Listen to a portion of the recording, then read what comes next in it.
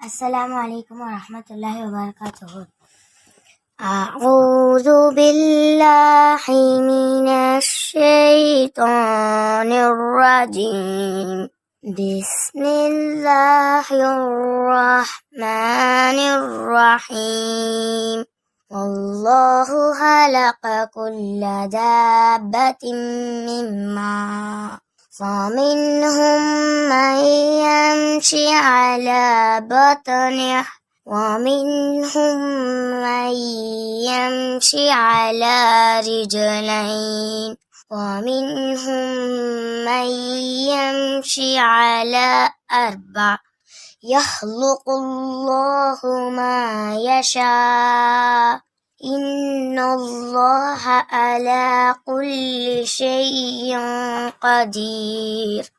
لقد أنزلنا آيات مبينات الله يهدي من يشاء على صراط مستقيم. صدق الله العليم. السلام عليكم ورحمة الله وبركاته.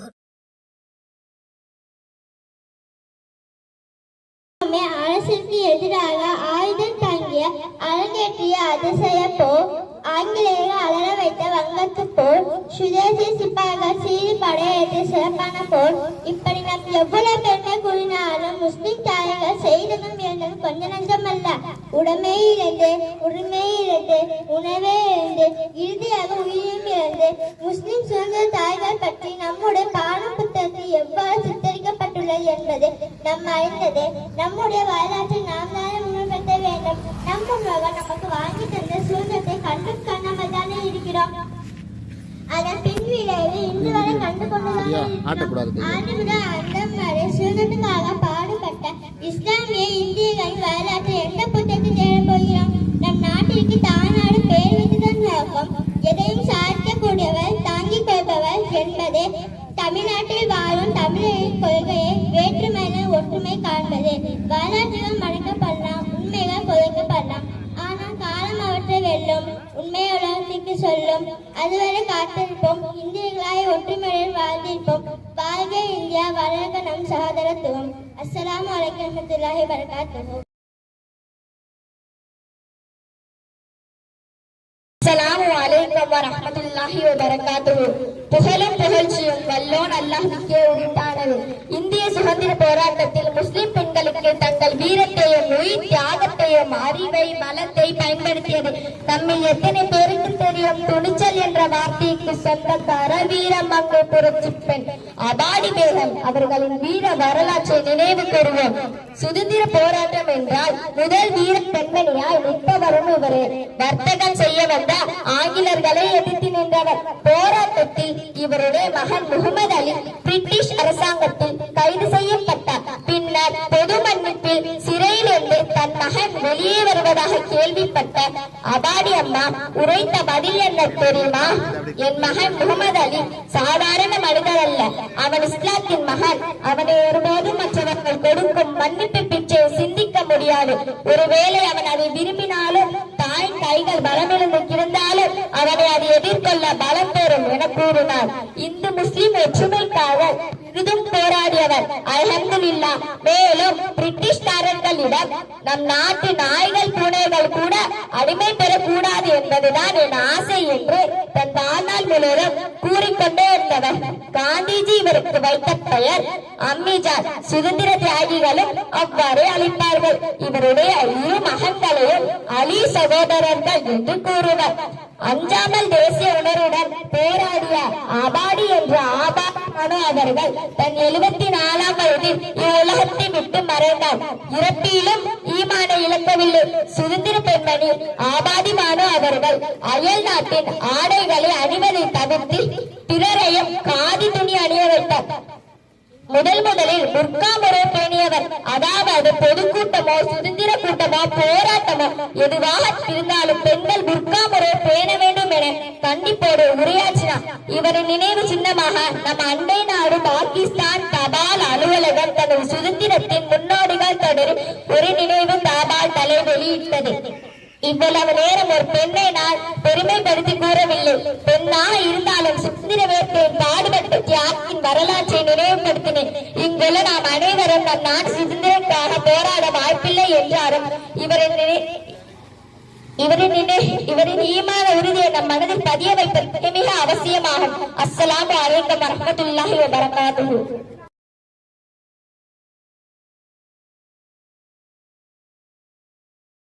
அஸ்ஸலாமு அலைக்கும் வரஹ்மத்துல்லாஹி வ பரகாத்துஹு.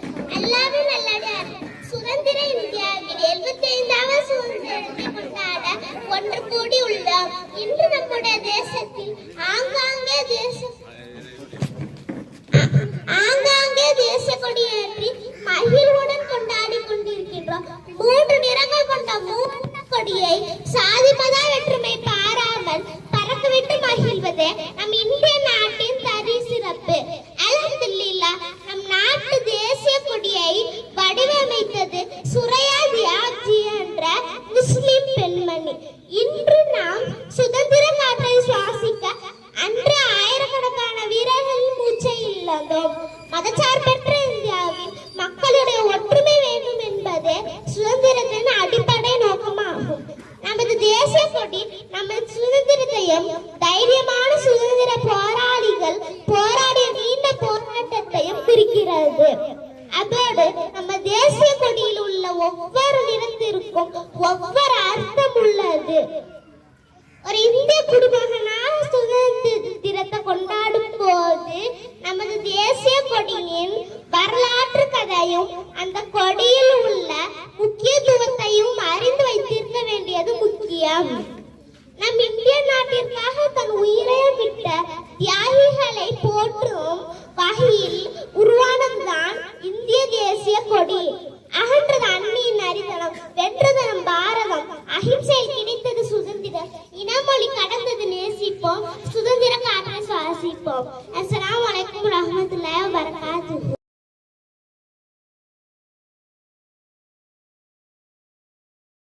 عليكم ورحمة الله وبركاته إن الحمد لله نحمده ونصلي على رسوله الكريم أما بعد. இறைவன் வல்லோனே புகழ்ந்தவளாக என் உரையை ஆரம்பம் செய்கிறேன். அல்ஹம்துலில்லாஹ். எனக்கு பேச கொடுக்கப்பட்ட தலைப்பு இந்திய சுதந்திர போராட்டத்தில் முஸ்லிம்களின் பங்கு. இந்திய சுதந்திர போராட்டத்தில் முஸ்லிம்களின் பங்கு இன்றியமையாததாக இருந்தது. தங்களுடைய பொருளாதாரத்தையும் உடல் உழைப்பையும் இந்தியர்கள் விடுதலை இயக்கத்திற்கு முழுமையாக அர்ப்பணித்திருந்தனர் முஸ்லிம்கள். ஆங்கிலேயர் வணிகம் செய்ய வந்தே காலம் தொட்டே அவர்களை அங்காங்கே எதிர்த்து கொண்டிருந்தவர்கள் முஸ்லிம்கள். முஸ்லிம் மன்னர்கள் கணிசமாகவே இருந்தனர். ஆங்கிலேயருக்கு நாட்டை ஆளும் எண்ணம் வந்துவிட்டதை முதலாவதாக கணித்து அவர்களை எதிர்த்தவர் வங்காளத்தை ஆண்ட சிராஜுத் தௌலா. முதல் இந்திய போராட்டம் என்று அறிவிக்கப்படும் சிப்பாய் புரட்சி அதிகமான இஸ்லாமியர்கள் கலந்து கொண்டனர். அவர்களில் அதிகமானோர் தங்கள் உயிரையும் இழந்தனர். இந்தியாவின் தந்தை என்று அழைக்கப்படும் மகாத்மா காந்தி தன்னுடைய சுய சரிதையான சத்திய சோதனையில் விடுதலை போராட்டத்திற்காக ஆரம்ப காலத்தில் தனக்கு உறுதுணையாக இருந்த ஆதம் ஜவேரி சகோதரர்கள் குறித்து குறிப்பிடுகின்றார். அன்றைய தேதிக்கு சுமார் 150 கோடி சொத்துக்களை சுதந்திர பணிக்காக இழந்தனர் சகோதரர்கள். தென் தமிழகத்தில் வ.உ. சிதம்பர பிள்ளை அவர்களுடைய தன்னுடைய சதேசி கப்பல் லட்சத்தை அடைய மிக பெரும் பொருளாதார தடையாக இருந்தது. அந்த நேரம் சுமார் 2 லட்சம் மதிப்பிலான 8000 படகுகளை வாங்கின வ.உ.சியின் நோக்கத்திற்கு உறுதுணையாக இருந்தவர் ஏ.ஆர். பக்கீர் முகமது ரவுத்தர் சேட் ஆவார்.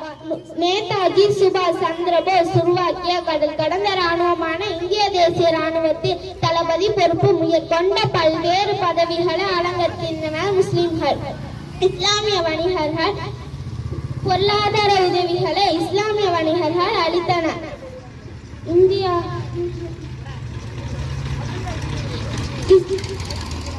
இந்தியர்களின் இஸ்லாமிய இத்தொகை அர்ப்பணிப்பினாலே இந்திய விடுதலை போராட்டத்திற்காக எழுத்தாளர் குஷ்வந்த் சிங் பின்வருமாறு எழுதுகின்றார்.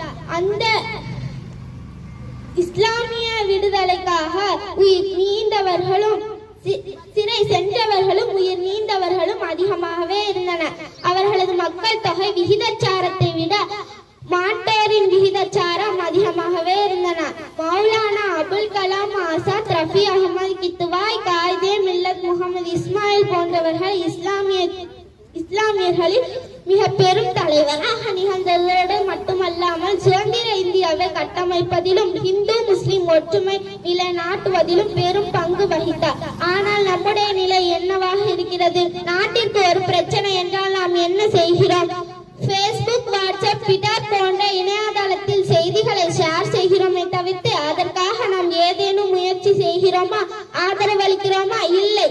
லட்ச பார்வைகளில் ஒருவராய் கடந்து செல்கிறோம். இதுதான் நம்முடைய இன்றைய நிலையாக இருக்கிறது. இன்ஷா அல்லாஹ் நம்முடைய இந்த நிலை மாறி நாமும் நம்முடைய நாட்டிற்காக நாட்டு பிரச்சனைகளுக்காக ஆதரவு அளிக்க வேண்டும்.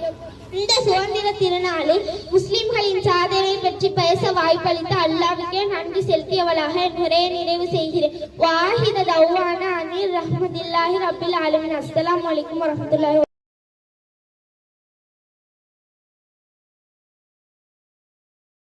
பிஸ்மில்லாஹிர் ரஹ்மானிர் ரஹீம். இன்னல் ஹம்துலில்லாஹ் நஹ்மதுஹு வ நுஸல்லி அலா ரசூலில் கரீம். அம்மா பஅத். இந்திய சுதந்திரத்தின் 75வது வருடத்தில் இருக்கும் உங்கள் அனைவருக்கும் என் சலாமினை தெரிவித்துக் கொள்கிறேன். அஸ்ஸலாமு அலைக்கும் வரஹ்மத்துல்லாஹி வபரகாத்துஹு. மறைக்கப்பட்ட நம் முஸ்லிம் முன்னோர்களின் தியாக வரலாற்றில் சிலதை உங்கள் முன் எடுத்து வைக்க வந்துள்ளேன். சூழ்ந்து கொண்டிருந்த அந்நிய சமூகத்திற்கு எதிராக முதலாக வீரம் செறிந்த போராட்டம் கேரளம் சார்ந்த தமிழ்நாட்டில் தான் தொடங்கியது. அதனை நிகழ்த்திய தளபதியும் ஒரு முஸ்லிமே, அவரே குஞ்சாலி மரைக்காயர். சுமார் 200 ஆண்டு காலம் இங்கிலாந்து நாட்டிற்கு அடிமைப்பட்டு கிடந்த நம் தாய் நாட்டு விடுதலைக்காக உழைத்தவர்கள் உயிருடைமைகளை துறந்து சொல்ல முடியாத தொல்லைகளுக்கும் துயரங்களுக்கும் ஆளாக்கப்பட்டவர்கள் அதிகமானோர் முஸ்லிம்களே. நாங்கள் ஆண்ட இந்த மண்ணை அந்நியன் அபகரிக்கிறான் என்றதும் வீறு கொண்டெழுந்து வலிமையுடன் போராடி நாட்டு விடுதலைக்காக போராடுவதில் நாங்கள் யாருக்கும் சளைத்தவர்கள் அல்ல என்று வையகத்துக்கே உணர்த்திய வரலாறு முஸ்லிம்களுக்கு உண்டு. அவர்களின் தியாகங்கள் எண்ணிலடங்கா. அவர்களில் இரு சிங்க மௌலாக்களான முகமது அலி, ஷவுகத் அலியை பற்றி சிறிது கூறுகிறேன், கேளுங்கள். அரசியலில் தலைமை பொறுப்பில் இருந்தே மௌலானா முகமது அலி, மௌலானா ஷவுகத் அலி என்ற இரட்டையர் மறக்க முடியாதவர்கள். என் இரு கைகளிலும் உள்ள இரு சிங்கங்கள் என்று காந்தியே இந்த அலி சகோதரர்களை பற்றி கூறுகின்ற அளவிற்கு விடுதலை போரில் இவர்களின் பங்கு சிறப்பாக இருந்தது. மௌலானா முகமது அலி அவர்கள் ஒத்துழையாமை இயக்கத்திலும் கிலாஃபத் இயக்கத்திலும் பங்கு கொண்டு பல முறை சிறைப்பட்டார். 1930ஆம் ஆண்டு லண்டனில் நடந்த வட்டமேஜை மாநாட்டில் கலந்து கொள்வதற்காக நோயுற்ற நிலையிலும் தூதுவர்கள் தடுத்தும் கேளாமல் உணர்ச்சியுடன் பேசினார். உயிருக்கே ஆபத்து நேரிடலாம் என மருத்துவர்கள் எவ்வளவோ எடுத்து கூறி தடுத்தும் கூட என் உள்ளத்தில் உள்ளதை வெளிப்படுத்தாமல் இருப்பதை விட வெளிப்படுத்தி இறந்து விடுகிறேன் என கூறி மாநாட்டில் உணர்ச்சியுடன் பேசினார். கொடுத்தால் இந்தியாவிற்கு சுதந்திரம் கொடுங்கள், இல்லையே சுதந்திரம் பெற்ற இந்நாட்டில் ஒரு புதைகுழி கொடுங்கள் என்று கர்ஜனை செய்தார். பொங்கிய உணர்ச்சியால் இதயம் வெடித்தது. பின்னர் நாடு திரும்பாமல் சுதந்திர நாடான லண்டனிலேயே இறப்பெய்தினார். உலகில் உள்ள எத்தனையோ நாடுகள் அவரது உடலை அடக்கம் செய்ய போட்டி போட்டன. ஆனால் அந்த பெருமை பல நபிமார்கள் அடக்கம் செய்யப்பட்டிருக்கும் பாலஸ்தீனம் நாட்டிற்கு தான் கிடைத்தது. நாட்டை பொறுத்தவரை பிரச்சனைகள் ஏற்படும் பொழுது நான் முதலாவதாகவும் இந்தியன், கடைசியும் இந்தியனே. அதே போல் மதத்தை பொறுத்தவரை பிரச்சனைகள் ஏற்படும் போது நான் முதலாவதாக முஸ்லிம், இறுதியிலும் முஸ்லிமே என தெளிவாக கூறுவார். அலி சகோதரர்கள் போன்ற உண்மையுள்ள வேறு இரு நல்ல முஸ்லிமை நான் கண்டதே இல்லை என்று காந்தி பெருமையுடன் கூறுவார். நெஞ்சுரம் பெற்றவன் நெப்போலியன், நாவன்மை பெற்றவர் எட்மண்ட் பரிக், எழுத்துவன்மை பெற்றவர் மைக் சாலே. ஆனால் இம்மூன்றும் ஒருங்கே அமைய பெற்றவர் மௌலானா முகமது அலி ஆவார் என உலகின் தலை சிறந்த எழுத்தாளர் H.G. Wells கூறுகிறார். மௌலானா ஷவுகத் அலி அவர்கள் 1919ஆம் ஆண்டில் பிரிட்டிஷ் தேச துரோக பொருட்கள் என்று குற்றம் சாட்டியதை வெளியிட்டதற்காகவும் ஆர்ப்பாட்டங்களை ஏற்பாடு செய்ததற்காகவும் சிறையில் இருந்தபோது இவர் கிலாஃபத் இயக்கத்தின் மாநாட்டின் கடைசி தலைவராக தேர்ந்தெடுக்கப்பட்டார். ஒத்துழையாமை இயக்கத்தின் போது 1919 முதல் 1922 வரை மகாத்மா காந்தி மற்றும் இந்திய தேசிய காங்கிரசுக்கு ஆதரவளித்ததற்காக 1921 1921 முதல் 1923 வரை இவர் மீண்டும் கைது செய்யப்பட்டு சிறையில் அடைக்கப்பட்டார். இவரது ரசிகர்கள் இவருக்கும் இவருடைய சகோதரருக்கும் மௌலானா என்ற பட்டத்தை வழங்கினர். அலி சகோதரர்களின் தாயார் ஆபாதி பேகம் அவர்கள் தன் இல்லத்தில் தன் கரத்தால் நெய்யப்பட்ட துணியை மௌலானா முகமது அலி அவர்கள் காந்தியடிகளுக்கு பொருத்தி இது தங்களுக்கு கதிராக இருக்கட்டும் என்று கூறினார். அது முதலே பருத்தி ஆடைகளுக்கு கதிர் என்ற பெயர் ஏற்பட்டன. முஸ்லிம் என்ற ஒரு காரணத்தினாலேயே இத்தியாகிகளின் தியாகங்கள் மறைக்கப்பட்டு விட்டன. இவர்களின் சாதனைகளை போற்றுவோம், நம் சமூகத்திற்கு இத்தியாகிகளை அடையாளம் காட்டுவோம் என கூறி என் உரையை நிறைவு செய்கிறேன். வாஹிர் தஅவானா அல்ஹம்துலில்லாஹி ரப்பில் ஆலமீன். அஸ்ஸலாமு அலைக்கும் வரஹ்மத்துல்லாஹி வபரகாத்துஹு.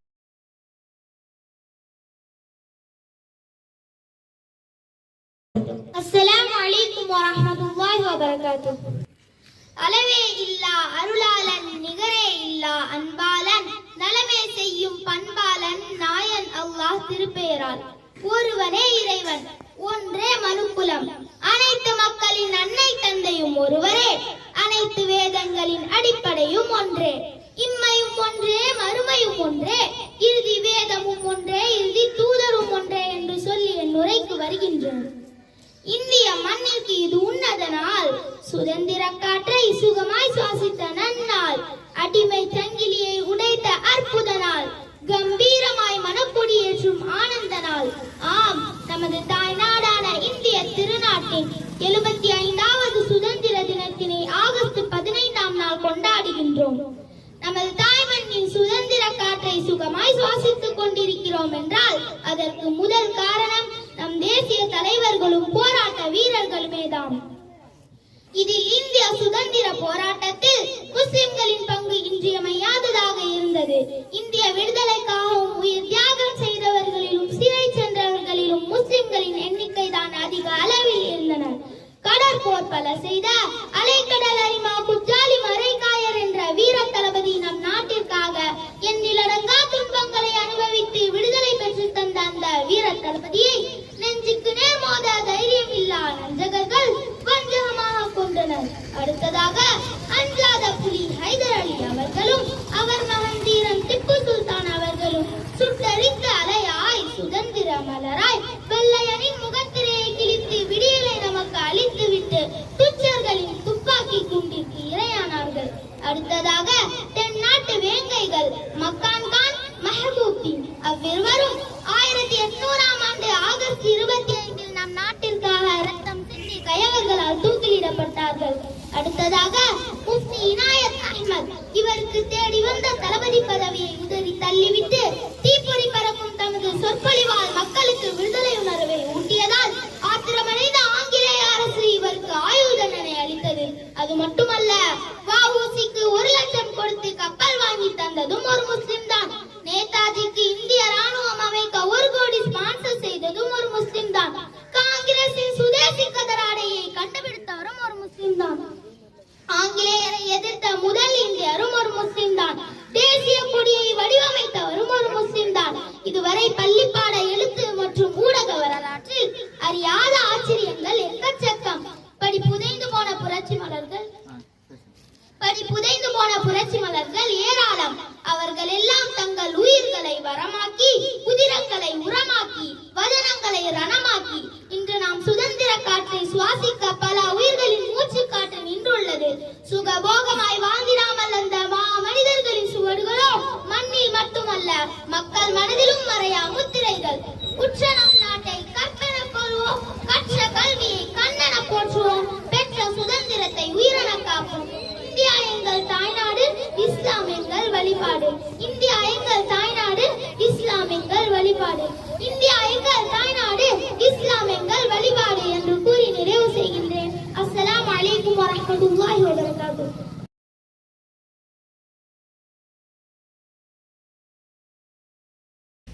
அஸ்ஸலாமு அலைக்கும் வரஹ்மத்துல்லாஹி வபரகாத்துஹு. நிறைவுடைய வாழ்வழித்து நெடுநிலத்தை காப்பதற்கு மறை அளித்து இவனுக்கே மங்காப்பான் வேண்டும். அல்ஹம்துலில்லாஹ். சாதியும் சமாதானமும் சர்தாரே காயினாத் அகிலத்தின் அருள்கொடையான அண்ணல் எம்பெருமானா ஸல்லல்லாஹு அலைஹி வஸல்லம் அவர்களின் மீதும் அன்னாரை அணுவளவும் பிசகாமல் அப்படியே பின்பற்றிய சத்திய சகாபாக்கள், தாபீன்கள், தபவு தாபீன்கள், குறிப்பாக இங்கே அமர்ந்திருக்கும் நம் எல்லோரின் மீதும் உண்டாவதாக என்று பிரார்த்தித்தவனாக எனது உரையை ஆரம்பம் செய்கின்றேன். இந்திய சுதந்திர போராட்டத்தில் இஸ்லாமிய பங்கு என்ற தலைப்பில் சிறிது நேரம் உரையாற்ற வந்துள்ளேன். அல்ஹம்துலில்லாஹ். எந்த சமுதாயம் தம் சமுதாயத்தின் தியாக வரலாறுகளை மறந்து விடுமோ அல்லது மறக்கடிக்கப்பட்டு விடுமோ அந்த சமுதாயம் வாழ்ந்ததாக வரலாறு இல்லை, வீழ்ந்ததாகத்தான் வரலாறு உண்டு. அதற்கு உதாரணம் நம் சமுதாயமே சாட்சி. ஏனென்றால் நம் சமுதாயத்தில் இருக்கும் கல்வியாளரின் கடமை சமுதாய மக்களிடம் சமுதாயத்தின் தியாக வரலாறுகளை கொண்டு சேர்ப்பது கட்டாய கடமை. இதை முதலில் சமுதாய தலைவர்கள் கவனத்திற்கு கொண்டு வந்து எனக்கு தெரிந்த சில தகவல்களை பரிமாறிக்கொள்ள ஆசைப்படுகிறேன். நம்முடைய திருநாட்டின் 76வது சுதந்திர தினம் மிகச் சிறப்பாக நாடு முழுவதும் கொண்டாடப்பட இருக்கின்றது. இதில் பல்வேறு தலைவர்கள் உயிர் நீத்தனர். பெண்கள் ஆண்கள் என ஈடு இணைத்த இழப்புகளை சந்தித்துதான் நாம் இந்த சுதந்திரத்தை பெற்றுள்ளோம். இந்திய சுதந்திர போராட்டம் ஒரு நீண்டகால வரலாறு போராட்டம். இதில் முஸ்லிம்களின் பங்கு என்னவென்பதை பார்ப்போம். கப்பலோட்டிய தமிழன் வாவு சிதம்பரம் கப்பல் வாங்குவதற்கு 1 லட்சம் கொடுத்து உதவியவர் தொழிலதிபர் பக்கீர் முகமது ராவுத்தர். வெள்ளையனுக்கு எதிராகவும் காங்கிரசின் தலைவராகவும் இருந்தவர் அபுல் கலாம் ஆசாத். நேதாஜியின் ராணுவ படைக்கு அன்றே 1 கோடி ரூபாய் வழங்கிய விடுதலை போராளி வள்ளல் ஹபீப் முகமது. இன்று நாங்கள் அனுபவிக்கும் சுதந்திரம் உன் தியாகத்தால் உதித்தது என்று பகதூர் ஷாவின் கல்லறையில் ராஜீவ் காந்தி எழுதிவிட்டார். கொடிகாத்த குமரனோடு சேர்ந்து கொடி வீழ்த்தி சென்ற முஸ்லிம்கள் அப்துல் லத்தீப், அக்பர் அலி, மெய்தீன் கான், அப்துல் ரஹீம், பாபு சாஹிப், ஷேக் பாபா சாஹிப். நேதாஜியின் ராணுவ படை தளபதி ஷானவாஸ் கான். ஆங்கிலேயருக்கு எதிராக காந்திய கள்ளுக்கடை மறியல் போராட்டத்தில் 19 பேரில் 10 பேர் முஸ்லிம்கள். நேதாஜி அமைந்த மந்திரி சபையில் 19 பேரில் 5 பேர் முஸ்லிம்கள். ஆங்கிலேயருக்கு எதிராக காந்தி கள்ளுக்கடை மறியல் போராட்டத்தில் அஸ்பவுல்லா கான் என்ற வீரன் திப்பு சுல்தான் தலைமையில் இந்திய சுதந்திர போர் நடந்திருந்தால் இந்தியா அன்றே விடுதலை அடைந்திருக்கும் என்று மகாத்மா காந்தி கூறினார். இந்திய விடுதலை போராட்டத்தில் முஸ்லிம்களின் பங்கு அவர்களின் விகிதாச்சாரத்தை விட அதிகம் என்று குஷ்வந்த் சிங் என்ற வரலாற்று ஆசிரியர் அவர்கள் கூறினார்கள். எனவே இந்திய சுதந்திர போராட்டத்தில் இஸ்லாமியர்கள் பங்கு கொண்ட தகவல்கள் வளரும் தலைமுறையினருக்கு எடுத்துச் சொல்வது வளர்ந்த தலைமுறையான நம்மின் மீது கடமை என்பதை மீண்டும் ஒரு முறை நினைவுபடுத்தி வாய்ப்புக்கு நன்றி கூறி விடைபெறுகிறேன். வாயில் தவான அல்ஹம்துலில்லாஹி ரப்பில் ஆலமீன். அஸ்ஸலாமு அலைக்கும் வரஹ்மத்துல்லாஹி வபரகாத்துஹு.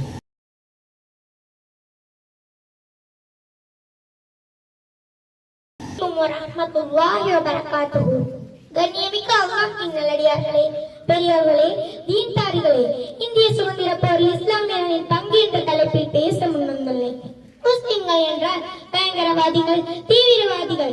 இஸ்லாம் என்றால் தீவிரவாத மார்க்கம் என்ற பார்வை உலகம் முழுவதும் திட்டமிட்டு பரப்பப்பட்டுள்ளது. இதில் இந்தியாவும் விதிவிலக்கல்ல.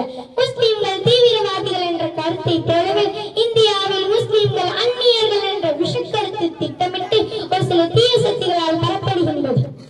அன்றும் இன்றும் என்றும் இந்த நாட்டு மண்ணில் மனிதர்கள், அவர்கள் அந்நியர்கள் அல்ல. இந்த நாட்டுக்காக இந்திய விடுதலைக்காக ரத்தம் சிந்தியவர்கள். இந்திய விடுதலை போர் என்பது ஒரு வீரக்காவியம். இதில் எண்ணற்றவர்கள் சிறை சென்றனர். லட்சக்கணக்கானோர் தங்கள் இன்னுயிரை தியாகம் செய்தனர். இத்தியாக போரில் ஈடுபட்டவர்களின் முஸ்லிம்களின் பங்கு மகத்தானது.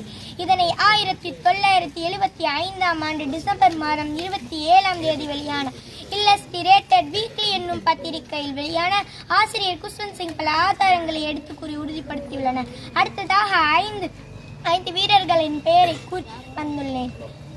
அலைக்கடல் அரிமா குஞ்சாலி மரைக்காயர்.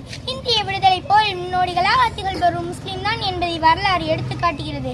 கடற்போர் பல செய்த தமிழ் மன்னர்களை பற்றி சங்க இலக்கியங்கள் புகழ்ந்து உரைக்கின்றன.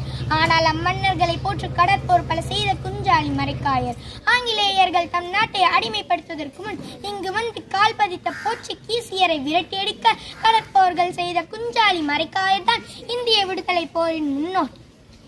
கடற்போர்களின் சாகசங்களை புரிந்த இந்த வீர தளபதியை வெற்றி கொள்ள முடியாதா? எதிரிகள் நயவஞ்சமாக இவரை கொன்றனர். இரண்டாவதாக அஞ்சாத புலி ஹைதர் அலி. 18ஆம் நூற்றாண்டில் சிறந்த தளபதியாக திகழ்ந்தவர் ஹைதர் அலி. இவர் ஆங்கிலேயர் நாகரிகத்தை எதிர்த்து நடத்திய போர் முதலாம் மைசூர் போர் எனப்படுகிறது. ஆங்கிலேயரின் தாக்குதலை சமாளிக்க முடியாத ஆங்கிலேயர்கள் தோற்று ஓடினர். ஆனால் இரண்டாம் மைசூர் போரில் ஆங்கிலேயர்கள் சூழ்ச்சி செய்து இவரை தோற்கடித்தனர். மூன்றாவதாக தீரன் திப்பு சுல்தான். 18 மைசூர் புலி திப்பு சுல்தான் பெயரை கேட்டாலே ஆங்கிலேயர்களின் உடம்பெல்லாம் நடுங்கும். இவர் ஹைதர் அலியின் மகன் ஆவார். இரண்டாம் மைசூர் போரில் இவரது பங்கு மகத்தானது. தன் தந்தையின் மறைவிற்கு பின் ஆங்கிலேயரை எதிர்த்து இவர் போரில் ஈடுபட்டார்.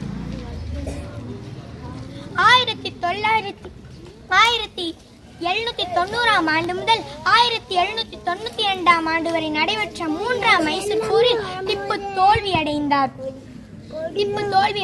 தங்களுக்கு அடங்கி நடக்க வேண்டும் என்று ஆங்கிலேயர்கள் கூறும்போது திப்பு சுல்தான் அதற்கு மறுப்பு தெரிவித்தார். மதிப்பிற்குரிய இந்த வீர தளபதியை ஒருவன் துரோகம் செய்தான். அதன் காரணமாக எதிரிகளின் துப்பாக்கியின் குண்டுகளுக்கு திப்பு சுல்தான் இரையானார். நான்காவதாக பிரமிக்க வைத்த வள்ளல் ஹபீப். நேதாஜி சுபாஷ் சந்திர போஸின் விடுதலை போராட்டத்தில் கிழக்காசியாவில் வாழ்ந்த இஸ்லாமியர்கள் பெரும் பங்கு கொண்டனர். மியான்மரில் அன்றைய பர்மா ஹபீப் பெரும் வணிகராக திகழ்ந்தவர், பெரும் கோடீஸ்வரர். மியான்மர் சென்ற போதிலும் தம் சொத்துக்கள் அனைத்தையும் இந்திய விடுதலைக்காக அர்ப்பணம் செய்தார். இதை கண்ட நேதாஜி பிரமித்து விட்டார். இதன் பின் கிழக்காசியாவில் நேதாஜி பயணம் செய்த இடங்களிலெல்லாம் ஹபீபின் வள்ளல் தன்மையை புகழ்ந்து பேசிக் கொண்டே இருப்பார். நாட்டை பிடித்திருக்கும் பிணிநீங்க ஹபீபின் மருந்து தேவை என்று அவர் பேசிய கூட்டங்களில் எல்லாம் சொல்லலானார். ஹபீப் ரஹ்மான், சா நவாஸ் கான், கரீம் கனி, மௌலானா கலீல் ரஹ்மான், முஹைதீன் பிச்சை ஆகிய இந்திய விடுதலை போராட்டத்தில் நேதாஜியின் உதவியாளராக இருந்த அர்ப்பணியாற்றினார். ஐந்தாவதாக சிங்கை சிங்கம். 1914ஆம் ஆண்டு சூரத்தில் பிறந்த சிங்கப்பூரில் வாழ்ந்த காசிம் இஸ்மாயில் பெரும் வணிகர், பெரும் கோடீஸ்வரர். 1915ஆம் ஆண்டு ரங்கூனியில் முகாமிட்டிருந்த இந்திய படையினராக பிரிட்டிஷ் ஆட்சிக்கு எதிராக புரட்சியில் கலந்து கொள்வதென முடிவு செய்தார்.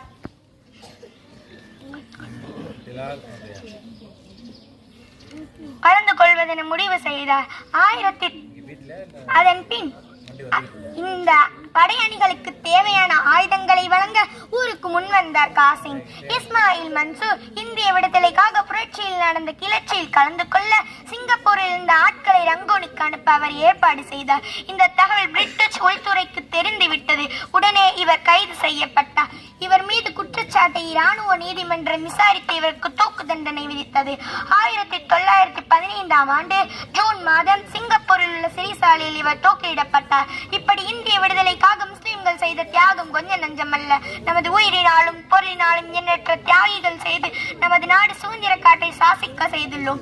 இந்திய நாடு எங்கள் நாடு என்னும் நாங்கள் அந்நியர்கள் அல்ல என்பதை நமது சகோதர சமுதாயத்தினரிடம் எடுத்து சொல்வோம். நமது முன்னோர்கள் செய்த தியாகத்தை மறைத்து இந்த இந்தியாவில் இருந்து நம்மை அந்நியப்படுத்த நினைக்கும் தீய சக்திகளை அடையாளம் காட்டுவோம் என கூறி எனது உரையை முடித்துக் கொள்கிறேன். அஸ்ஸலாமு அலைக்கும் வரஹ்மத்துல்லாஹி வபரகாத்துஹு. இன்ஷா அல்லாஹ் அடுத்து நமது இறைவரை இயக்கத்தினுடைய தலைவர் அல்ஹாஜ் சையத் அலி காக்கா அவர்கள் கொடியேற்றுவார்கள்.